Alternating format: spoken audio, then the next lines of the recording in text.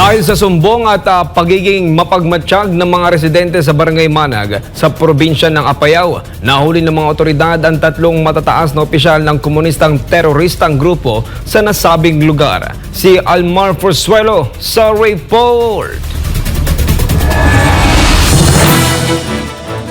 Ang National Task Force to End Local Communist Armed Conflict or NTF-ELCAC ay isang task force na inorganisa ng gobyerno ng Pilipinas noong taong 2018. Ito ang bahagi ng whole of the nation approach ng pamahalaan upang tugunan at magbigay ng kamalayan sa mga mamamayan patungkol sa nagpapatuloy na armadong pakikibaka dito sa Pilipinas. Ang nasabing hakbang ng pamahalaan ay matapos na ihinto ni dating Pangulong Rodrigo Duterte ang peace talk sa pagitan ng gobyerno ng Pilipinas at ng New People's Army noong taong 2017. Matapos nito, tuloy-tuloy na ang pag-arangkada ng nasabing task force. Libo-libo na ang mga sumukot na huling rebelde at libo-libong armas na rin ang nasa kustodiya na ng mga otoridad.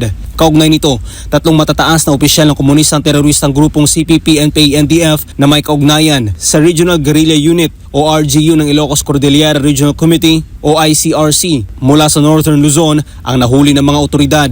Naging posible ang pagkakahuli sa tatlong rebelde sa pamamagitan ng pinagsanib na puwersa ng Northern Luzon Command o NOLCOM sa ilalim ng 5th Infantry Division sa pagipagtulungan ng Philippine National Police or PNP at mga residente sa Barangay Manag, Conar, Apayao nitong October 8, 2024. Dagdag pa dito, natunto ng mga sundalo ang kinaroroonan ng mga rebelde matapos silang makatanggap ng impormasyon mula sa mga concerned citizen patungkol sa presensya ng mga terorista sa nasabing lugar. Kaya agad na nagsagawa ng operasyon ang mga otoridad. Kinilala ng mga sundalo ang mga CTG members na sina alias Sam, Commanding Officer ng Regional Centro de Gravidad ng ICRC, alias Tanya, isang political instructor, at alias Ani na organizer at pangulo ng edukasyon ng humihinang guerrilla front KLG Bagas. Nakuha mula sa nasabing operasyon ang dalawang M16A1 rifle, hand grenades, mga bala at pampasabog, mga cellphones, data storage devices, medical supplies at mga personal na gamit.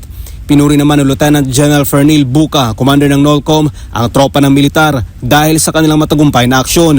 Binigyan din nito na ang nasabing katagumpayan ay patunay na matibay ang pakikipagtulungan ng mga residente sa gobyerno. Hinikayat din ito ang publiko na manatiling mapagmatsyag at patuloy na suportahan ang mga layunin ng pamahalaan upang masiguro ang seguridad at kapayapaan sa Northern Luzon.